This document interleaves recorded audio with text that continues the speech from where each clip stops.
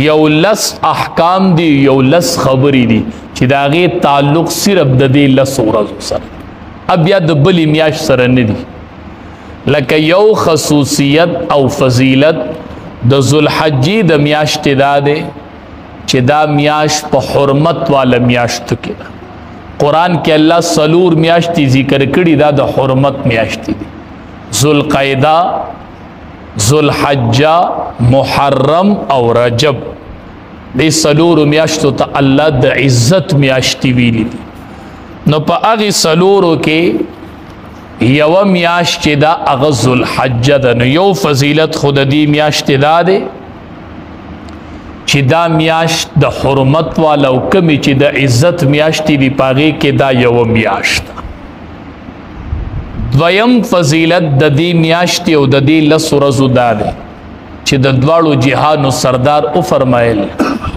وی په دې میاشت کې چې په دې لس ورځو کې چې څوک څه عمل وکړي نو هغې مره د اجر والا عمل نشته دی چې څوک په دې لس ورځو کې یو عمل وکړي په دې الله دومره اجر ورکوي چې دې ته یو عمل نشي رسېدی هر عمل چې وکړي که روژه ده که نفل دي که تهجد دي هر عمل چې په دې لسو ورځو کې وکړلی شي د دې نه بل غوره عمل نشته دا نبی علیه السلام وفرمایل نو صحابي پاسې وی ولل جهاد یا رسول الله که یو سړي جهاد کړی هغه هم د دې میاشتو د عمل نه غوره نه وي لکه په دې میاشتې کې یو سړي عمل وکړو ته وایي د دې نه بل غوره عمل نشته نه که یو کس جهاد وکړي نو هغه به تم غوره نه وي نبی علیه السلام ورته وایي نه غوره به تې نه وي بیا ورته وفرمایل یو کس عمل د دې نه غوره کیدی شي هغه کس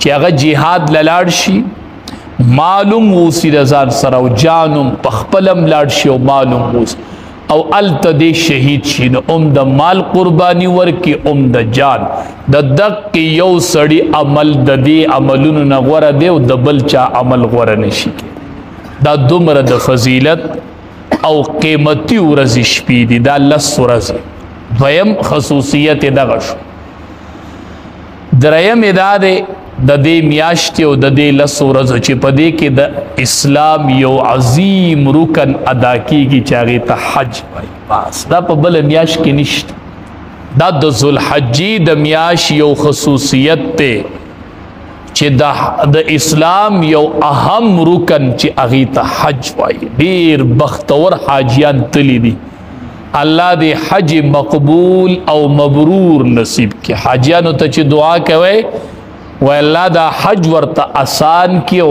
الله دا حج تینا قبول کی بس حاجیانو ته دغه دعا کوي ایته وای مونږ به درته دا دعا کوو تاسو مونږ ته دعاګانې حدیث مبارک کې راځي څوک چې حج وکړي او ډېر وپس شي د حج نه او حج الله قبول کی رجع کیوم ولدته امه دې د ګناه نه داسې پاک را رواني لکه دی چې نن د مور نه پیدا شو دا صرف په دې میاشت کې دی حج ډېر لوی عمل دی خدایه مونږ ټول بوزي خدایه یا الله زمونږ د غیب و خزانو نه د خپلو خزانو نه بندوبست وکړي الله مونږ حج له روان کړي یا الله که څه کالم نصیب کړي نو خدایه را روان کال له بوزي خو الله مونږ حرمین له بوزي بختور حاجیان دی حج له بتلي دی وجې نه چې کوم حاجی سره ړومبې میلو شي چې حاجی د حج نه راځي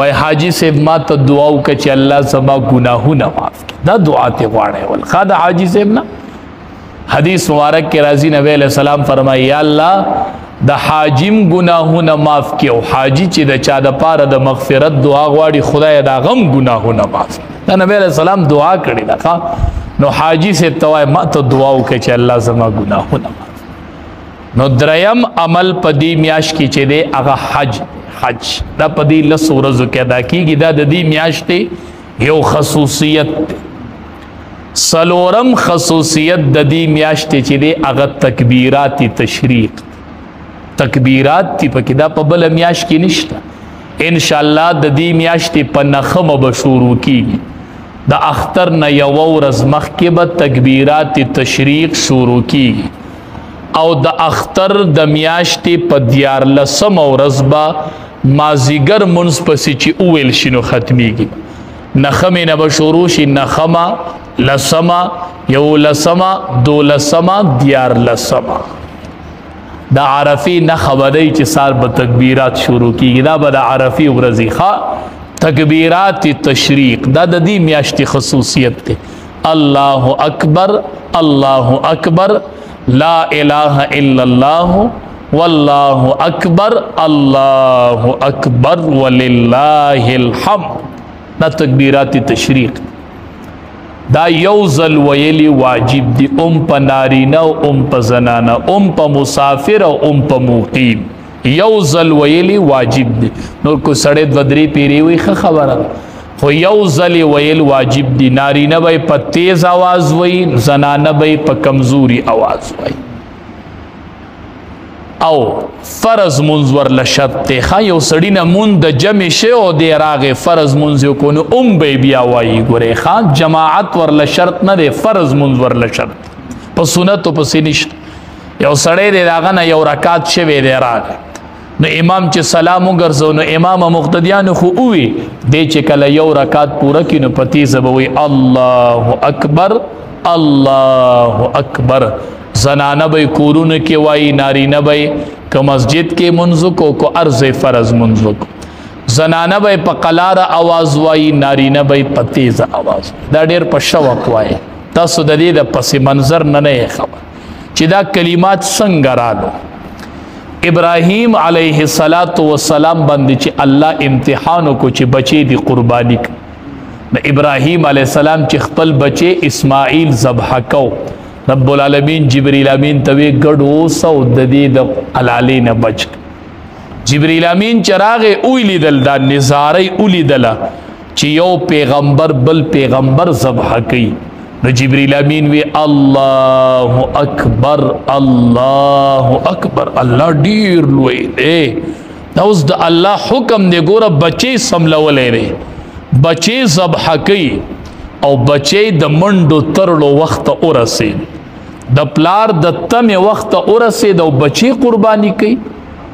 نو جبرئیل امین وی الله اکبر، الله اکبر چې دا نظاره ولیدله. ابراهیم علیه السلام وی لا اله الا الله. جبرئیل امین وی الله اکبر، الله اکبر. نو ابراهیم علیه السلام وی لا اله الا الله والله اکبر.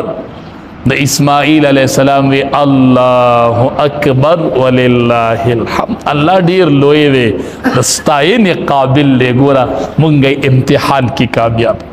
نو یو فقره جبرئیل امین وی، بل ابراهیم علیه السلام وی، او بل اسماعیل علیه السلام. دا مونږ نه ولې پاتې کی، دا دې ولې مونږ غور نه کوو. ښه نو دا به د اختر نه یو ورځ مخکې شروع کیږي. الله دې مونږ ټول له دې د ویلو توفیق راکړي. نو کوشش کوئ چې دا سړی منځ وکړي په جومات کې او د عرفې ورځ او دا تیز تیز وي الله اکبر، الله اکبر، لا اله الا الله والله اکبر، الله اکبر ولله الحمد. پنځم خصوصیت د دې میاشتې دا دی چې په دې کې یو روژه نیول د یو کال برابر ثواب لري، او د یوې شپې عبادت د لیلة القدر برابر. د سبا نه به شروع کېږي، شپه به نن شپې نه شروع کېږي، ورځ به د سبا نه شروع. نو یوه ورځ عبادت، د یوې ورځې روژه د یو کال برابر ثواب لري، او د یوې شپې عبادت چې دی هغه د لیلة القدر برابر دی. دا پنځم خصوصیتو د دې میاشتې، د دې نښه ورځو. او شپږم فضیلت دا دی چې په دې میاشت کې الله د دین اسلام تکمیل کړی دی. الیوم اکملت لکم دینکم واتممت علیکم نعمتی ورضیت لکم الاسلام. الله وی دین می دل مکمل کو، دین اسلام می دل غوره کنه. دا آیات چې را نازل شو نو دا د عرفې ورځ به نبی علیہ السلام په میدان عرفات کې. نو د دین اسلام تکمیل چې شوی دی هغه په دې میاشت کې شوی دی. نو دا یو شپږم فضیلت او خصوصیت د دې میاشتې شو. اوم فضیلت دا دی چې په دې میاشت کې عرفه د عرفه په عرفه به انشاءالله آینده جمله باندې آینده جمعې په ورځ به انشاءالله د عرفې متعلق خبره کو. نو اوم فضیلت دا دی چې په دې کې عرفه ده. او اتم فضیلت د دې میاشت دا دی چې الله پاک د عرفې په ورځ دنیا خلق د جهنم نه خلاصوي.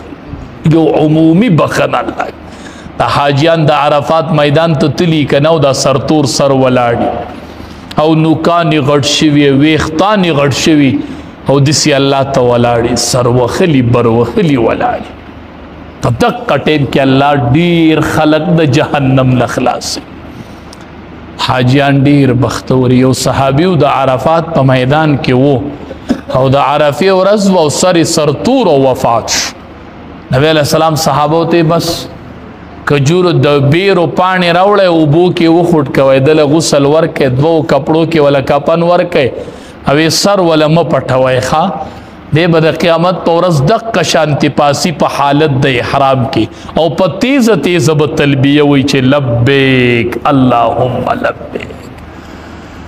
نو دا د دې میاشتې اتم فضیلت دو چې الله پاک د عرفې په ورځ دنیا خلق بخي.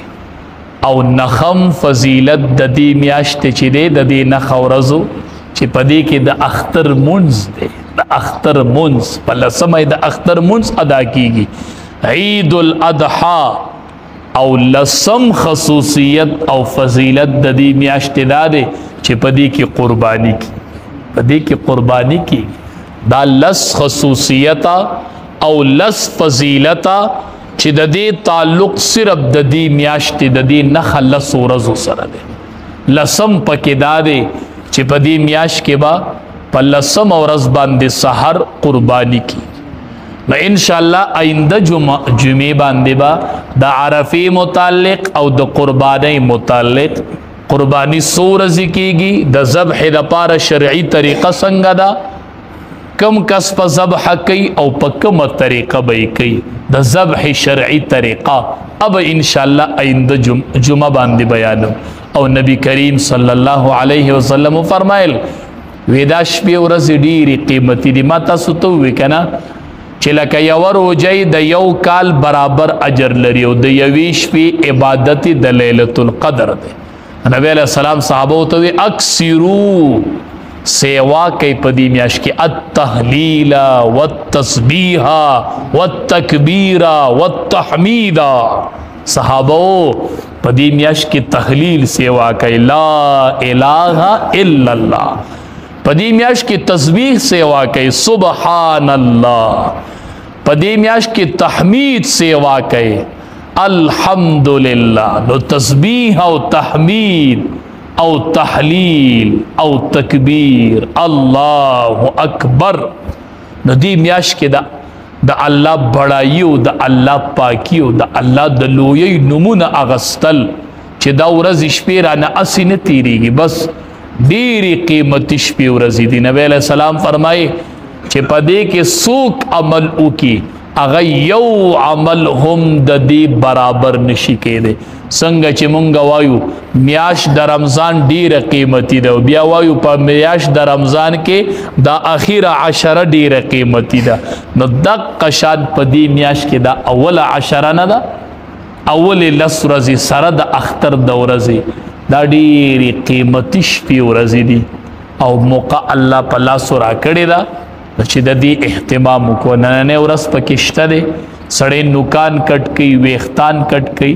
نو نن د ذوالقعدې د میاشتې اخیره ورځ ده او سبا نه به انشاءالله د ذوالحجې میاشت شروع کېږي. نه که د سړي اراده وي چې زه په دې مستحب عمل باندې عمل وکړمه نو ښه خبره دا ده چې نن نه دې خپل ویښتان او نوکان کټ کړي او انشاءالله د حاجیانو سره یو قسم مشابهت هم دی.